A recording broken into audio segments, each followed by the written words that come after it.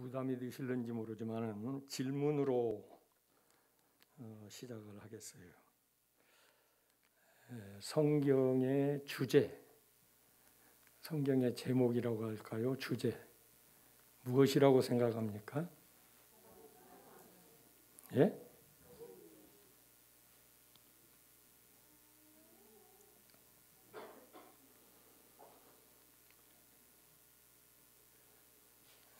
저는 성경의 주제를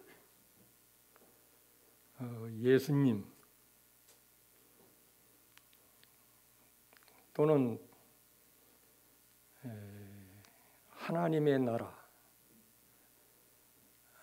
그렇게 생각을 해요. 요한복음 5장 39절을 보면은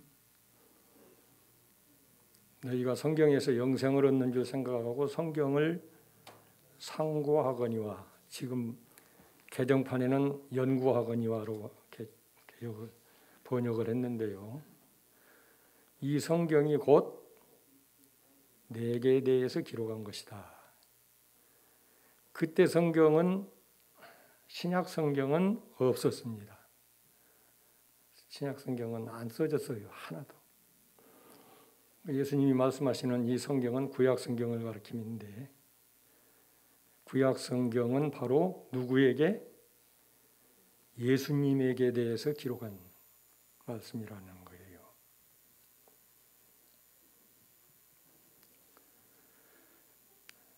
그런데 구약을 읽으면서 예수님께 대한 직접적인 기록을 찾기가 여러분 쉽지 않죠. 그저 이사야 53장, 시편 22편, 시편 몇 군데서 직접적으로 메시아에 대한 예언이다 그렇게 생각하고, 그러지만은 예수님은 그렇게 보지 않았어요. 유대인들이 예수님 당시에 맨 모세만 찾았어요. 모세의 율법, 모세를 믿고 모세의 율법을 믿고 지킨다고 그랬는데, 로마서 5장 46절 47절을 보면은 예수님이 하시는 말씀이, 너희들은 모세를 믿지 않는다. 왜냐하면 모세를 믿었다면 나를 믿었을 것이다. 모세는 바로 나에게 대해서 기록했다. 율법이 예수님을 기록한 것이라는 거예요. 그런데 그걸 찾기가 어렵죠. 역사서를 보든지 그 왕정시대를 보든지 이런 성경을 보면은 도대체 직접적으로 예수님을 가르친 그런 내용들을 찾기가 어려워요. 주일학교에서 선생들이 가르칠 때 아이들이 그렇게 물어보면은 대답하기가 쉽지를 않아요. 그냥 구약은 오실 예수님에 대해서 예언한 책이다, 그 정도로만 알고 있어요. 그런데 성경은 마태복음 1장 1절에서 뭐라고 말합니까? 아브라함과 다윗의 자손 예수 그리스도의 세계라, 혹은 계보라.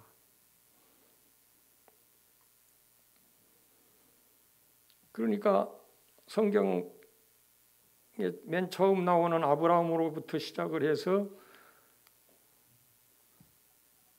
예수님께까지 하나님께서 계시를 주셨다는 거예요. 그것이 바로 성경이고, 이 성경은 예수님을 가르친 것인데, 문제는 구약 성경이 그 상징적으로 모형과 예표와 그림자로 예수님을 기록을 했기 때문에 잘 연구하지 않으면 그걸 찾기가 어려워요. 그런데 예수님을 메시아 혹은 그리스도라고 말할 때에 삼중직이라고 그러죠. 왕직과 제사장직과 선지자직. 따지고 보면은 구약 성경은 이 세 가지예요. 열왕기에 나타나는 모든 구약의 왕들은 하나의 그림자고 모형이고, 예수님이 진짜 하나님이 통치하시는 하나님 나라 메시아 왕국의 왕이란 말이에요. 예수님은 땅에서 많이 가르치셨어요. 이적을 행한 것도 기록이 되어 있지만 강론하고 가르친 내용이 2배는 돼요. 뭘 가르쳤습니까? 하나님 나라에 대해서 계속 가르쳤어요. 선지자예요. 예수님은 십자가에 못 박혀 피 흘려 죽으심으로 제사장의 직분을 이루셨어요. 구약의 아론 계통의 모든 제사장들은 하나의 예표요 그림자고 모형이고, 참된 제사장, 그림자가 아닌 원형인 제사장은 예수님이시라고 말해요. 그런 점에서 구약 성경은 예수님을 가르쳐서 기록한 것이다. 그렇게 이해하고 여러분이 구약을 읽어야 돼요. 그래서 성경에서 예수님을 봐라. 예수님을 성경에서 보지 못하면 안 되죠. 복음이란 말을 많이 쓰는데, 복음이란 말은 무슨 말이에요? 예? 내가 한국교회사를 신학교에서 조금 강의를 한 적이 있었는데, 우리나라 성경 번역이 처음 중국에서 한문으로 번역된 것을 많이 참고해가지고 우리말로 번역을 했기 때문에 복음, 복복자, 소리음자, 복된 소리, 복된 소식, 기쁜 소식, 뜻은 그래요. 그러면 그 복음의 내용은 무엇이냐? 내용을 여러분들이 알아야 하는데, 그 내용이 바로 누구라고요? 예수님이에요. 자, 본문 보세요. 로마서 1장 2절 보면은, 이 복음은 하나님이 선지자들을 통하여 그의 아들에 관하여 성경에 미리 약속하신 것이라. 복음이 뭐라고요? 하나님의 아들에 관해서 미리 약속을 했다. 구약 성경에서 하나님의 아들이신 예수 그리스도에 대해서 미리 약속을 하셨다. 그러면서 3절 4절에서 그 복음의 내용이 되시는 예수님을 설명을 약간 합니다.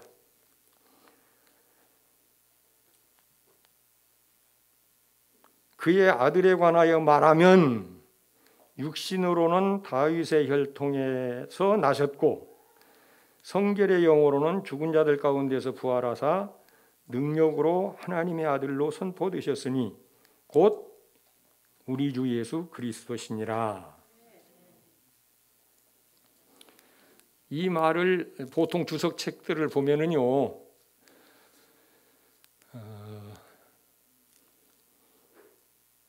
복음의 내용이신 예수님을 신성과 인성으로 해석을 해서 양성을 가진 그리스도, 참 하나님이 되시며 참 사람이 되신 메시아이시다. 그렇게들 주석들을 많이 했는데, 유명한 존 머리 교수가 쓴 주석을 보면은요, 그것은 부족하다는 얘기예요. 물론 본질적으로 예수님은 신성과 인성, 양성을 가지신 분이십니다. 참 사람이시고 참 하나님이셔요. 둘 중에 하나만 버려도 그건 이단이에요. 여호와의 정의는 그리스도의 신성을 약화시켜서 하나의 인간 중에 처음 난 자고 위대한 분으로 자꾸 그렇게 얘기를 하는데, 이 신관이 잘못돼 버리면 그 신앙 자체가 전부 무효화되는 거예요. 신관이 확실해야 되거든요. 그래서 예수님은 참 사람이시고 참 하나님이셔요. 그것이 그럴 수밖에 없는 것은 우리를 구원하시기 위해서는 참 사람이 되셔야 했고 참 하나님이 되셔야 돼요. 우리 마을에 종종 아주 아름다운 목소리로 여자가 전화를 몇 번 걸어요. 그래서 전화를 딱 받으면 진짜 말을 참 아름답게 해요. 젊은 여자인데. 자꾸 이제 얘기를 나누면서 막 좋은 인사를 하고 그러면서 좀 본론으로 들어가려고 하면은 좀 이상한 소리가 나와서 당신 이단이지? 그랬더니 왜요? 여호와의 증인이지? 그랬더니 그렇다고 그래요. 여호와의 증인이 왜 이단이냐고 나더러 따져요. 그래서 초대교회부터 지금까지 삼위일체 교리를 부인하는 모든 교는 이단으로 종교를 받았다. 왜 그러냐? 예수님을 참 하나님과 참 사람으로 인정하지 아니하기 때문에 그래요. 왜 이것이 중요하냐 하면은 예수님이 참 하나님만 되고 사람이 안 됐다면은 십자가에 못 박힐 수가 없어요. 피 흘리실 수가 없고 고난 받으실 수가 없어요. 그리고 예수님이 하나님이 아니시고 참 사람만 되고 위대한 사람만 된다면은 그의 죽으심과 피 흘리심이 이 모든 믿는 자들을 구원하실 수가 없어요. 왜냐하면 한 사람은 대속할 수가 있지만은 수억 명을 어떻게 한 사람 죽음으로 대신합니까? 사람뿐이라면 불가능한 일이에요. 창조주이시고 하나님이시기 때문에 한 분의 피 흘림과 죽으심이 전 인류의 죄를 속죄하고도 남음이 있기 때문에 그래서 이 신관이 대단히 중요한 것이다. 그러면서 존 머리 교수는 이 말씀 본질적으로 양성과 그 신성 인성이 있지만은 그렇게만 얘기해 가지고는 부족하다. 왜?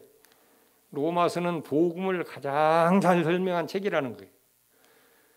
히브리서, 갈라디아서, 로마서가 복음을 설명을 잘 했는데 로마서는 주로 이방인을 상대로 해서 복음을 설명을 했어요. 물론 거기에 뭐 9장서 11장까지라든지 2장이라든지 보면은 유대인의 관심도 많고 유대인에 관한 내용도 있지만은 주로 이방인 신자들에게 보낸 편지가 로마서예요. 그래서 복음을 이방인들이 믿고 돌아온 성도들에게 보내는 편지, 복음을 설명한 책이 로마서고 히브리서는 유대인들 중에 기독교로 들어와서 믿다가 아론의 제사 방식을 떠나서 그냥 모여서 찬송하고 기도하고 예배드리고 그렇게 허망해요. 그들 생각은 지금까지 수천 년을 내려오면서 종교 의식을 행하던 것을 하지 아니하니까 이게 뭐요? 그러고서는 유대교로 돌아가니까 그것을 막기 위해서 지금 제사장이신 예수님이 얼마나 위대하신 분인 줄 아느냐. 천사보다도 위대하고 모세보다도 위대하고 아론보다도 위대하고 여호수아보다도 위대하고 그 제사장은 큰 제사장이고 그 제사장은 더 나은 제사장이고 그 제사장이야말로 원형이고 구약의 모든 제사장들은 전부 원형이신 그리스도를 예표하는 제사장에 불과한 것이다. 그것을 히브리서는 주로 쓴단 말이에요. 그래서 존머리 교수가 이 말씀을 해석을 하면서 3절 말씀 육신으로는 다윗의 혈통에서 나셨고 이 말을 어떻게 해석을 하냐면은 비하의 신분, 예수님의 낮아지신 신분, 육신을 입고 땅에 오셔서 우리의 구원을 이루기 위해서 행하신 모든 일들을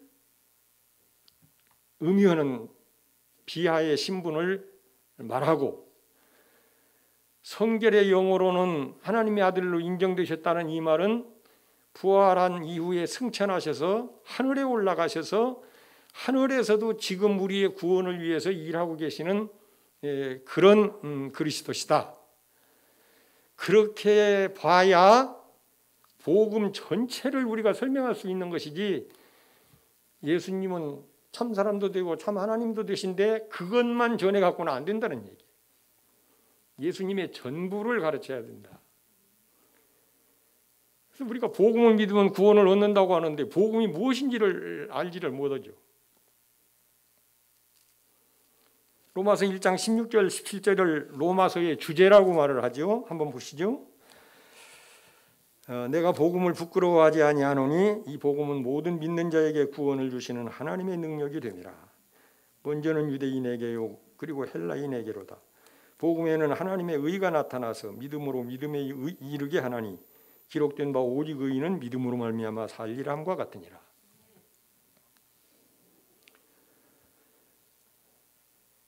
어떻게 우리가 구원을 받아요? 무엇을 믿어야 구원받는다고요?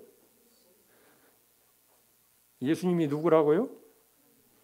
복음이 예수님이고 예수님이 복음이에요. 사도행전을 여러분들이 보시면은 사도 바울이 가르치면서 복음을 전하면서 늘 하나님 나라와 예수님을 같이 결합시켜서 설명을 하고 가르치거든요. 그런 점들을 우리는 이해를 하면서 이 말씀을 보면은 복음에 뭐가 나타났다고? 하나님의 의가 나타났어요. 그런데 한 장 넘겨서 3장을 여러분들 한번 보세요.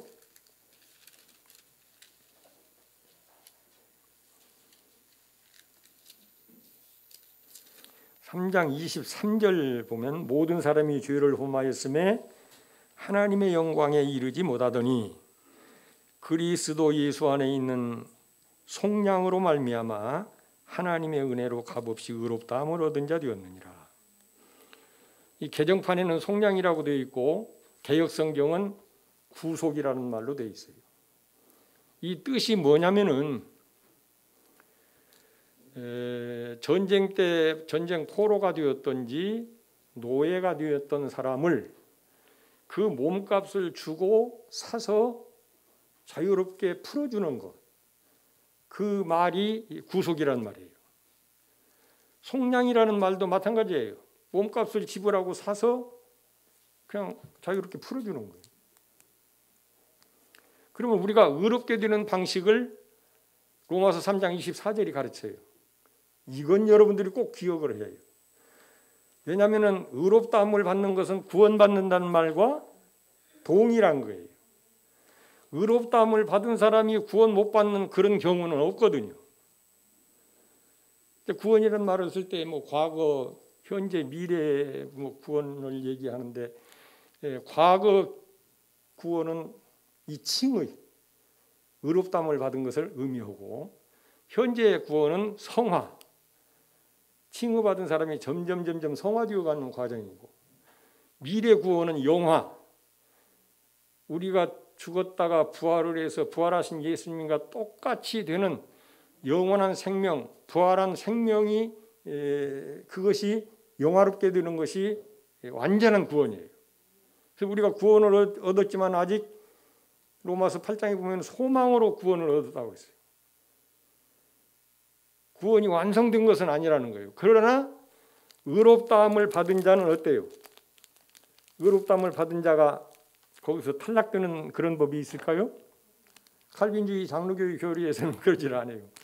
한번 선택되고 칭의를 받은 자는 어떤 방법으로든지 점점 조금씩 나아져서 성화되어서 마침내 매우 성화가 부족할지라도 죽을 때든지 주님이 재림하실 때에 초자연적인 능력으로라도 완전히 변화시켜서 영화로운 사람으로 만든다는 얘기예요. 그런데 그 칭의를 어떻게 받는가? 그 세례문답을 할 때에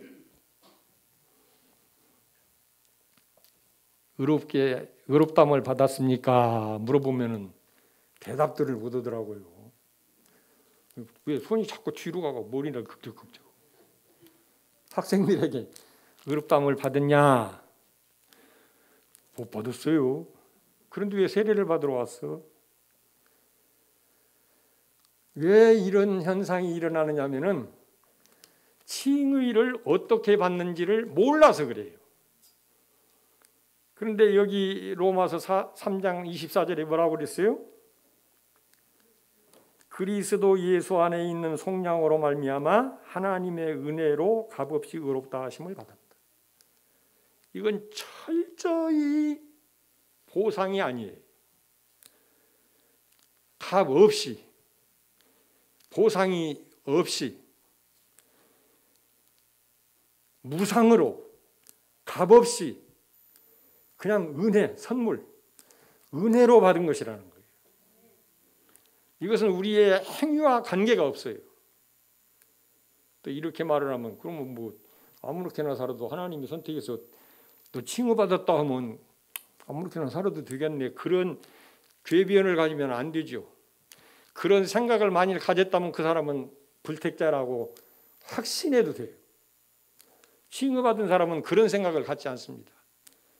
오히려 감사를 해요. 하나님 앞에. 왜? 내 행위를 본 것이 아니고 예수 그리스도의 속량 혹은 구속을 수단으로 해서 그 구속을 여건으로 방편으로 해가지고 너 아직 의롭지 못해, 경건치 못해. 그래도 예수 그리스도를 믿으니까 내가 너를 의롭다고. 이 의는 법정 용어입니다.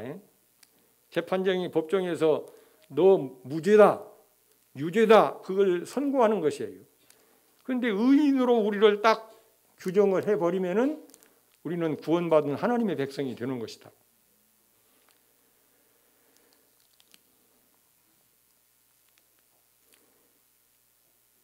복음의 내용이 예수 그리스도이신데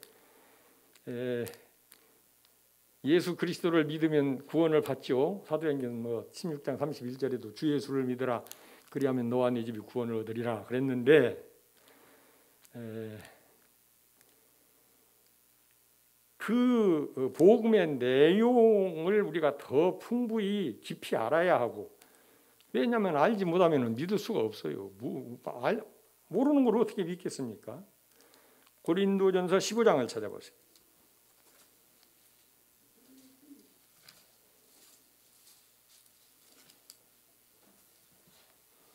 1절 2절 봅니다. 형제들아 내가 너희에게 전한 복음을 너희에게 알게 하노니 이는 너희가 받은 것이요 또 그 가운데 산 것이라. 너희가 만일 내가 전한 그 말을 굳게 지키고 헛되이 믿지 아니하였으면 이로 말미암아 구원을 받으리라. 무엇으로 구원을 받아요? 바울이 전한 말을 굳게 지키고 헛되게 안 믿으면 구원받는다. 1절에서는 뭘 전했다고요? 바울이? 내가 너희에게 복음을 전했다고 그랬어요. 2절에서 내가 전한 그 말은 바로 복음을 전한 걸 말하는 거예요. 복음을 전해주고 가르쳐줬는데 그 복음을 굳게 믿고 헛되이 지키지 아니하면 이로 말미암아 구원을 얻는다. 굳게 지킨다. 이 말은 그걸 잘 보수한다는 의미도 있어요. 무슨 얘기를 하냐면 변질시키지 않는다는 말이에요. 근데 복음을 믿는다고 하면서 헛되이 믿는 헛된 믿음도 많이 있거든요. 야고보서 같은 데 보면 그렇고.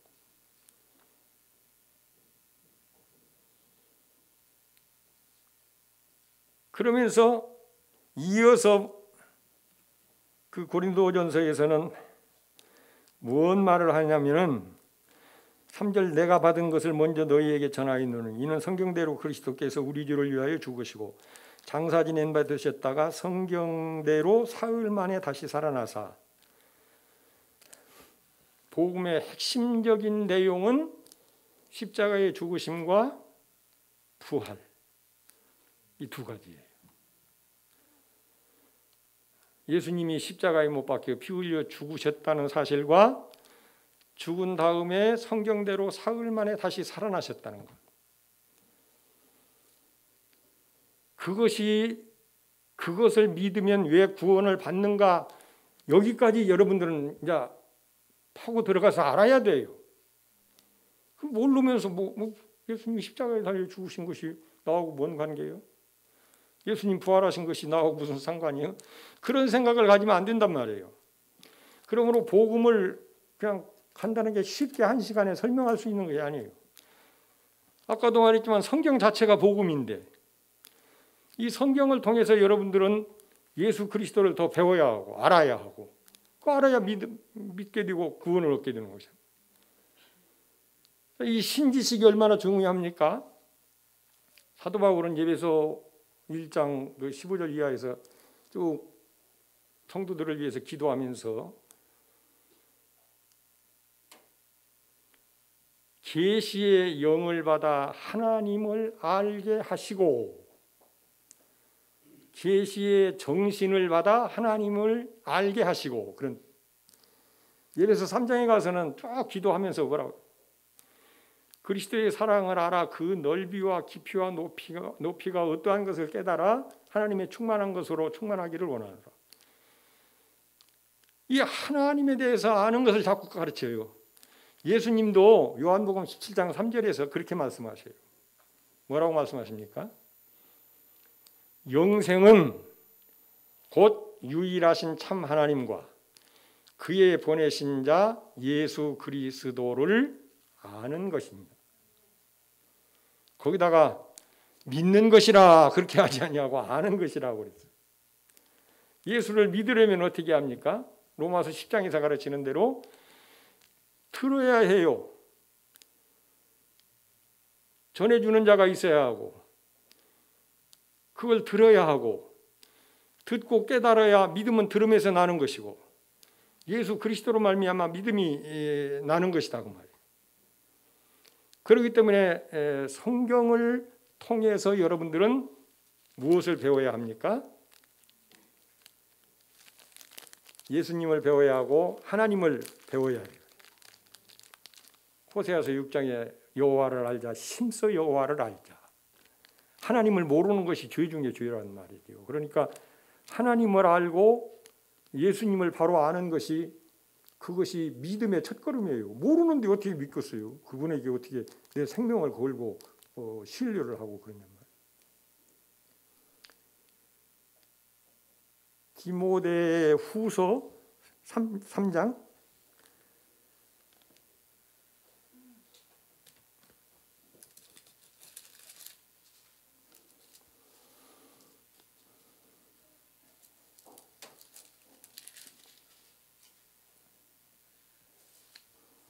어, 15절부터 봅니다. 디모데 후서 3장. 또 어려서부터 성경을 알았나니 성경은 능히 너로 하여금 그리스도 예수 안에 있는 믿음으로 말미암아 구원에 이르는 지혜가 있게 하느니라. 성경을 떠나서 구원에 이르는 지혜를 배울 수가 있어요, 없어요? 배울 수 없어요.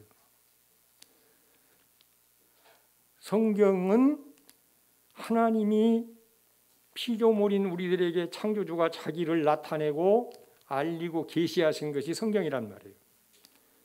성경에 계시된 이 외의 다른 방법으로 하나님을 아는 것은 대단히 위험합니다. 그건 신비주의에 빠지기가 쉽고요.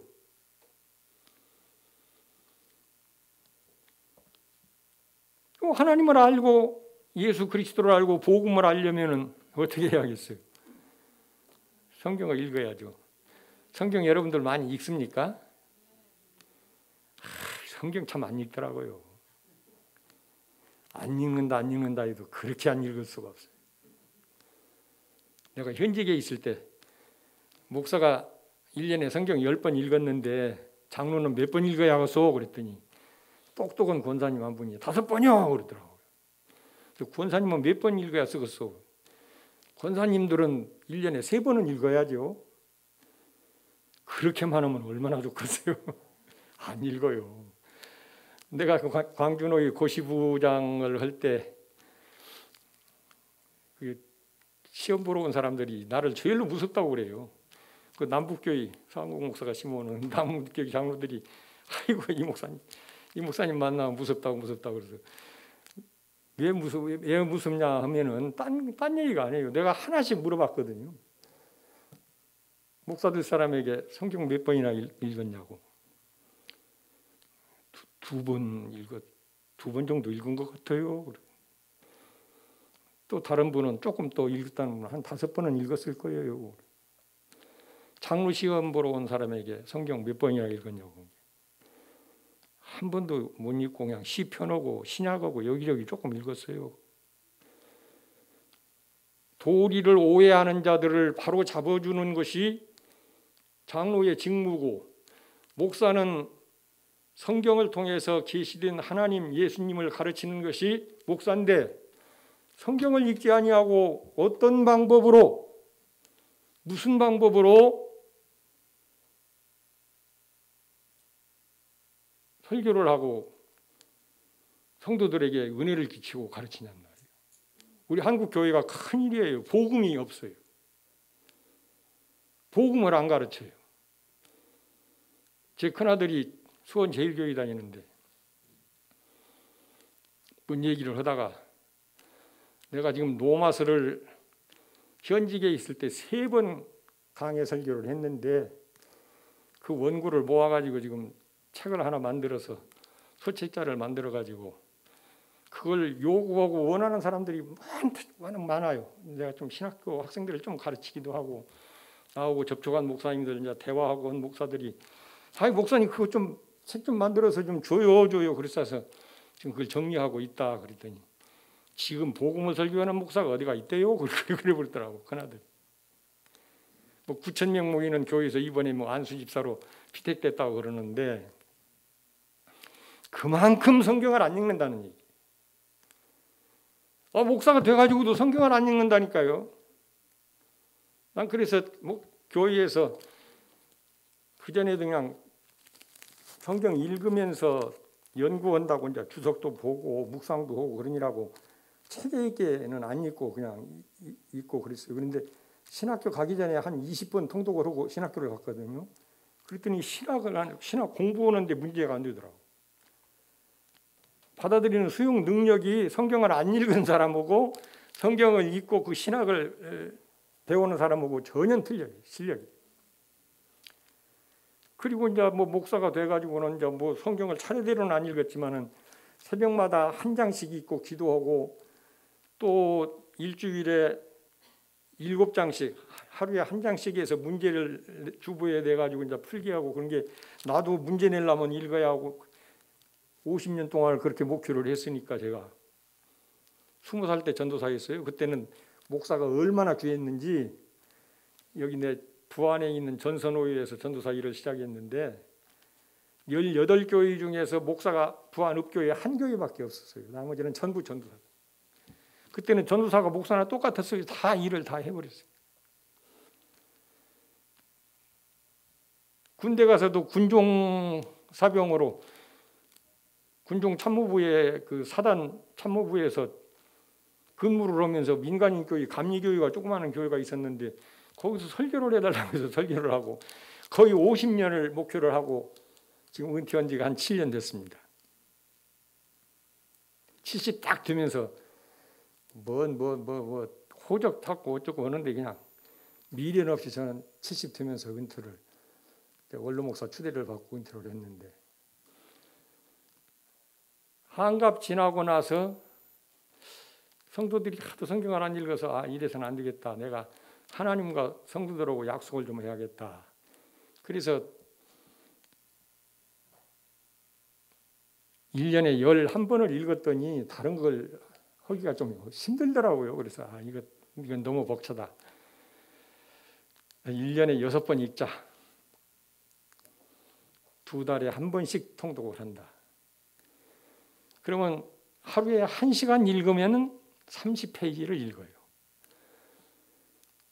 신구약 성경 다 합하면 1750페이지쯤 돼요.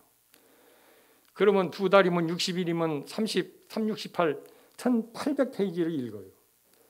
이게 뭔 바쁜 일이 있어서 못 읽으면 그 다음 날이라도 보충을 해가지고 하루에 6번씩 읽었더니 한갑 지나서 작년까지 내가 날짜까지 적어놓으면서 한번 봤더니 99번 읽어졌더라고. 왜 이 말씀을 하냐면은 성경을 떠나서는 여러분들이 구원 얻는 지혜를 얻을 수가 없어요. 그냥 열심만 낸다고 지식 없는 열심은 하나님을 대적하는 일을 하는 거예요. 유대인들이 그랬어요. 유대인들은 율법을 바로 보지를 못했어요. 예수님하고 판이하게 다르게 보는 거예요. 율법을 해석할 때 예수님의 해석과 바리새인이나 서기관들의 해석이 전혀 달라요. 그들은 모세를 믿는다고 율법을 믿는다고 하는데 예수님은 아니다. 너희들이 무슨 모세를 믿냐. 모세를 믿었다면 나를 거부하고 나를 배척할 일이 없다. 왜냐하면 모세가 나를 기록했는데 모세의 글을 믿는다면서 나를 안 믿어? 아브라함을 믿는다고 너희들이 근데 아브라함이 조상이라고 하는데 아브라함의 조상? 너희 조상은 마귀다. 왜 이런 얘기를 하냐면 그들이 지금도 무지하게 열심히 유대교인들 열심히 신앙생활합니다. 이스라엘은 기독교인들이 몇 명 안 돼요. 이렇게 조금 몇십 명 모여가지고 예배드리면 유대교인들이 와서 가지고 그냥 방해하고 막 돌 던지고 지금도 핍박을 얼마나 받는지 몰라요. 하나님의 말씀을 바로 알고 복음을 바로 알고 그 복음을 믿어야 구원에 이르는 지혜를 얻게 되고 그래서 성경을 여러분들은 늘 가까이 하고 읽어야 한다. 밥은 3대씩 꼬박꼬박 먹는데 성경 하루에 10분 읽는 것도 투자를 못 한다면 그건 말이 안 되겠죠. 꼭 성경을 읽으시기 바랍니다.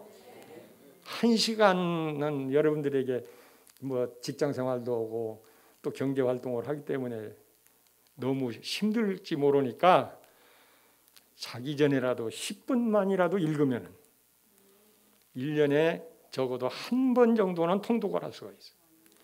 꼭 그렇게 하시기를 바랍니다. 기도하겠습니다. 거룩하신 아버지 감사합니다. 허물과 죄 가운데서 영원한 지옥의 형벌을 피할 수 없는 죄인들을 아무 대가 없이 택하여 구원하시되 그 거룩하신 우리 주 예수 그리스도를 우리의 대속물로 내어주셔서 십자가에 못 박혀 피 흘려 죽으심으로 하나님도 의로우시고 그 예수님을 믿는 자도 의롭다고 하신다고 로마서 3장 25절에서 말씀을 하셨습니다. 공의로우신 하나님은 죄를 심판하실 수밖에 없는데 심판하시면 우리는 다 멸망을 받는데 선택된 하나님의 백성들 예수님이 대신 갈보리에서 심판받고 하나님의 진노와 하나님의 형벌을 우리 대신 받으셔서 그를 믿을 때에 그의 의의를 우리에게 입혀주셔서 우리를 의롭다고 하시고 그리고 우리를 점점 성화시켜서 영화로운 몸이 이를 때까지 우리를 구원해 주시는 하나님의 은혜를 진심으로 감사합니다. 영광을 하나님께 돌립니다. 거룩하신 예수님 이름으로 기도하옵나이다. 아멘.